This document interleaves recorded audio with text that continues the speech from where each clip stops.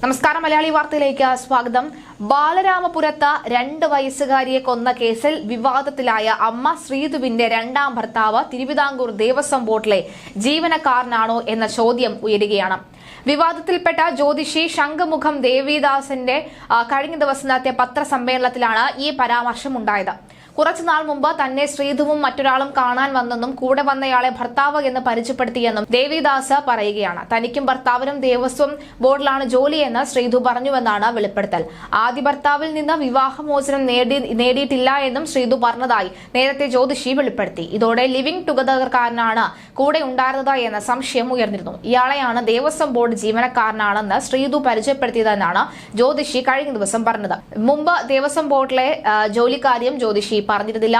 ബാലരാമപുരത്ത് പല നിർണായകമായ ചോദ്യങ്ങൾക്കും പോലീസിന് ഉത്തരം ഇതുവരെയും ലഭിച്ചിട്ടില്ല.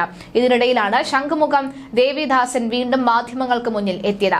ബാലരാമപുരത്ത് ദേവേന്ദു എന്ന 2.5 വയസ്സുകാരിയെ കൊലപ്പെടുത്തിയ കേസിൽ തനിക്ക് പങ്കില്ല എന്നാണ് ജ്യോതിഷ്യൻ ശംഖുമുഖം ദേവിദാസൻ ജ്യോതിഷിയുമായി ബന്ധപ്പെട്ട് ശ്രീധുവിന് ഒരു മാർഗനിർദ്ദേശവും നൽകിയിട്ടില്ല എന്നും ശ്രീധു തല മുണ്ഡനം ചെയ്തത് തന്റെ നിർദ്ദേശപ്രകാരം അല്ല എന്നും ശംഖുമുഖം ദേവിദാസൻ പറഞ്ഞത്. വാഹനവും വീടും വാങ്ങി നൽകാമെന്ന് പറഞ്ഞ് 36 ലക്ഷം രൂപ വാങ്ങിയിട്ടുണ്ടോ എന്ന് പോലീസ് ചോദിച്ചു.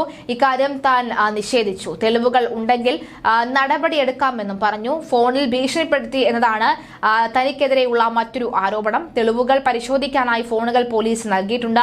36 ലക്ഷം താൻ തട്ടിയെന്ന് അവർ പരാതി കൊടുത്തതിന്റെ കാരണം തനിക്കറിയില്ല എന്നും ബ്ലാക്ക്മെയിൽ ആയിരുന്നോ ഉദ്ദേശമെന്ന സംശയം പോലീസിനോട് പറഞ്ഞിട്ടുണ്ടെന്നും ദേവിദാസൻ പറയുന്നുണ്ട്. എന്തായാലും പല ചോദ്യങ്ങൾക്കുള്ള ഉത്തരം പോലീസിന് ഇതുവരെ നൽകാൻ കഴിഞ്ഞിട്ടില്ല എന്നതാണ് വലിയൊരു വാസ്തവം.